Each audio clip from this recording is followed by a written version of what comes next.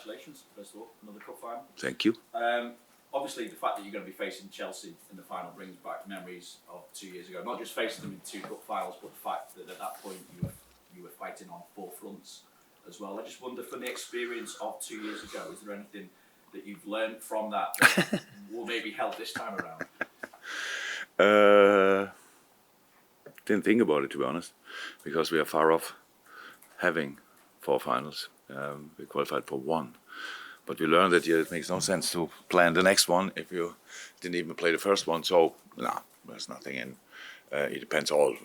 These competitions are obviously not, the whole competition, all the competitions are not made that somebody wins all of them. That's just how it is, because the number of games I saw now, if we win on Sunday, the final is obviously on Sunday the 26th. Is it 25th, 26th? What is the Sunday? 25th. So, and then 3 days later is the next FA Cup round. So obviously nobody cares really when is what, and that's how it is. And there's nothing to learn about. And was then the question will come, if we do that again and would qualify for 3 finals, what again is very unlikely. It's just the nature of the thing.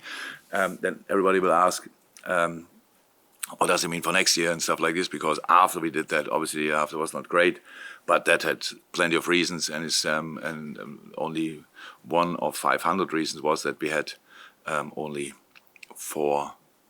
That we played all the finals and in the league until the last match day. So that's not a problem at all.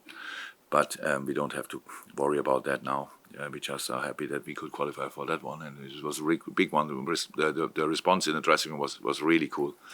It was really nice to see how much it meant to the boys. I didn't question that, actually. I just said before the game that obviously means everything to Fulham, and if it means to us as much, we have to show it on the pitch, and that's what I saw. They're all good. And in closing the tie out as well, you're obviously able to bring the kids on again and leave someone like Andy Robertson on the bench. So I just wonder now, how important is it for Andy and possibly Trent and Dominic to get minutes in ahead of games against Chelsea and Arsenal to come next week? There's a chance for all of them, but we will really have to see. It's touch and go. Obviously, Robbo is physically ready, and I think it was good to have him in a match day squad, and he's complete in the normal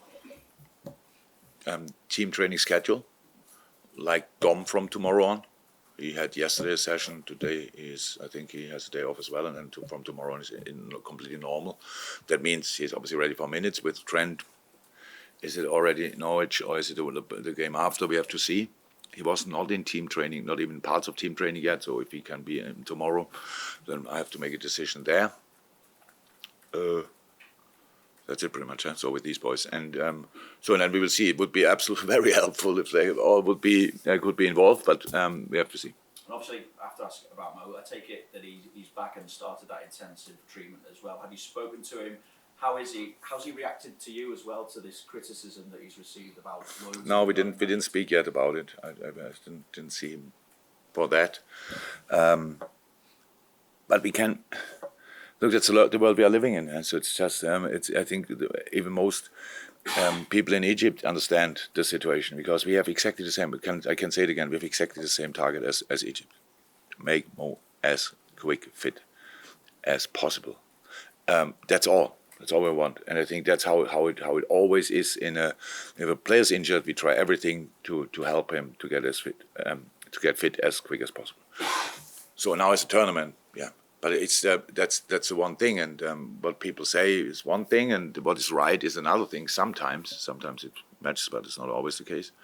And all parts agreed on that it makes sense that he's doing the rehab here.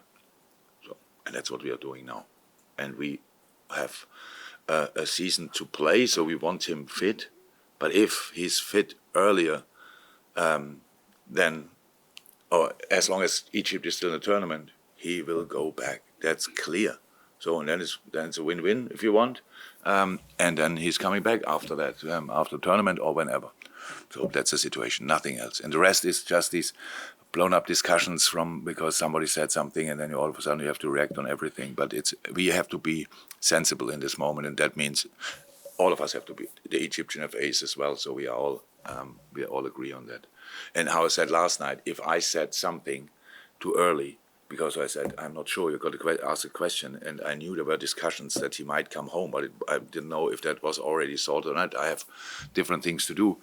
And somebody tells me then, how can you say that? And I'm sorry, but it was not intentionally wrong. It was just, I want to do the wrong thing. I just didn't know exactly how the situation was in that moment, and that's it. Yeah, again. Hi.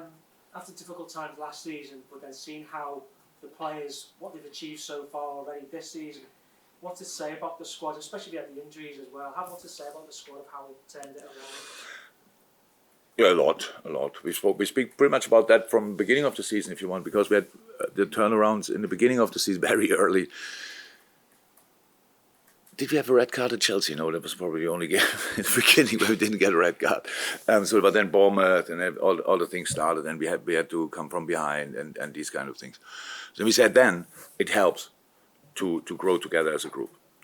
It does. You cannot plan it. You cannot do a preseason and say afterwards maybe start all the games with 10 men and let's see how far we get. But that's true. So since then we had different things. We had loads of injuries to deal with, and that's never good. It's just not good. We want them all, have them all available. But if it happens, you cannot change it in a moment anymore. So you have to try to work with that, and that's what we did, obviously. And that's where I think Joel Quansah is just a product of that. He would have had games anyway, but the amount, I'm not sure. I don't know. So that's how it is now. Conor Bradley would have had more games already if he wouldn't been injured himself. Bless you. And who else? That's just how it. And Bobby Clark. It's so nice to bring him on now. Everybody sees he's ready. That's it. That's now the next step for him. Was he ready half a year ago? I don't know. But now he is, and now we can bring him on, and he can fill the role and make an impression, and that's really good. So that just shows that if you want an injury crisis, or I want to call it, gives opportunities. And then in these specific cases, we the boys use them, and that's really nice. And we came through all that so far, but now we are really on the edge. Nothing can happen anymore, to be honest. We have the same amount of games coming up. We play all the time now, from now on, and so we need them all, and we need them all back. And I hope that Thiago and Stefan will be back as well in rather sooner than later. So that would be cool. Kosti is close. Kosti is actually fit. Kosti just has to wait now for the green light because the bone healing takes much longer, but the plate is doing the job in a moment. Now we have to figure out when is one taking enough over, let me say like that. And then he's in training as well. He was not out that long, like Trent was not, like Dom was not. So let's go from there. It says just the boys understand that we have some quality and we want to use it to a full extent. That's it. And one of those injuries, a long-term injury, Andy Robertson, you've already mentioned. Has it been kind of the flip side of the injury? Has it been good for him to have a rest? He has been playing a lot of football, hasn't he? Definitely, having a rest is good. 3 months is definitely too long, especially for Robbo, who's not used to that. And when it happened, that time long ago, it was a real shocker. It was like, Robbo, okay.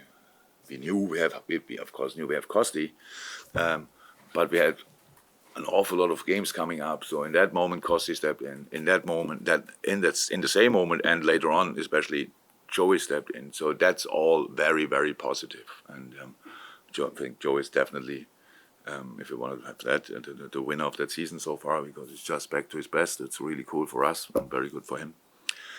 So we had solutions without knowing that we will have that to that extent, because there was no real drop-off. That's the best thing to say. We had to adapt from a formation point of view, but that's not a massive problem. That's we can do that, and that's what we always said. If a few injuries we always can deal with, you have to, and if one or two more coming up, then you have to maybe change formation or stuff like this, and that's what we did, and so far it worked kind of out. Carl at the back. Hi, Carl. Footballing reunion with David Wagner. I just wondered, do you enjoy these encounters with him, and what you made of the job he's been doing? Oh, yes, I enjoy a lot. And we had already conversations about it. He asked me for a massive rotation. I told him that doesn't help. Obviously, we spoke about it.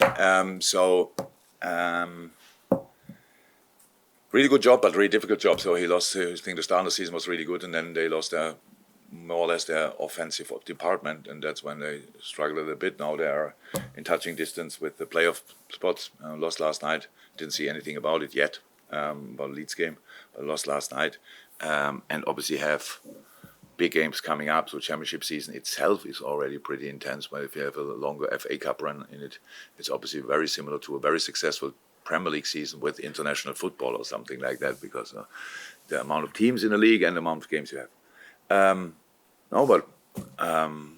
I follow it as much as I can, and because I'm just interested in everything what he's doing, and so. Yeah, it's cool to have the game. And when he was at Huddersfield, when he worked at Huddersfield, he watched obviously a lot of games here in the stadium. When they didn't play, he was here, and that's now he's back. He didn't see the newsstand, I think. Did he? No. So, and we didn't see each other for a long time. So the next time would have been probably in the summer, whenever. And so now it's good to catch up and to lock horns again. Any more for quick break out? No? Just one more day. George Pearson, I just wanted to ask about your confident rise. He's been absolutely sensational this season. He only had that short loan spell last season, which was his first senior experience. Did you envision that he would miss this season and play as well as he has done? Because he's been one of the standout young centre-backs in Europe that second season. What I know now, that 4 years ago I wouldn't have got a word, but that means obviously from all what you said, you speak really quick. So it's fine. But meanwhile, I think it was about Kwanzaa, huh? So I liked him from the first moment I saw him, but that means just what offers the boy from a physical point of view when they're really young, 16, 17, 18, that's how long I know him. And then I knew he's a good footballer, which is absolutely helpful and not rare nowadays, but is quite special how calm he is on the ball. And it's all about when is he ready for adult football, because in that position, each challenge is a reality check. So you might be the best in your age group. That means first and foremost nothing for the adult world in this case, because you have strong opponents. They are they know all the dirt, what is that? The dark arts and all these kind of things, how to bring yourself in a better position. So, and he's dealing with that I didn't expect that quick. That's true. But the preseason showed that the preseason was super positive. And we wanted to, so we got asked a lot that we have to sign a new centre half. And obviously we're thinking about that as well. It's not that we ignore potential issues or whatever. But when we saw him, it was clear that we will not go for it. That we will have our own solution, and without knowing how much game time we will get already this year. And because of the situation, because of his development, he obviously is now proper part of the squad. Proper part of the rotation thing. It's not about performing, they all are good. It's about how can you share intensity, and there he plays an important role. And last night again was a really good game. The way we play with the last line, I wouldn't call it risky, but it's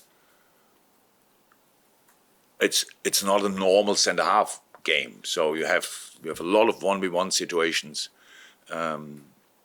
A lot of space in behind you very often. And we have to be brave, and he is really brave in this situation and with the ball, he's brave as well and has a very good overview and a good technique. So it's an interesting package. Really excited about it. Hey, thank you so much for checking out the content today. If you want to get your name in and amongst these wonderful people, then head to redmenplus.com. Join as a Legend tier subscriber. You're going to get free merchandise codes. You're going to get in our Discord, and you're going to get your name at the end of YouTube videos. Yes, redmenplus.com, Legend tier status.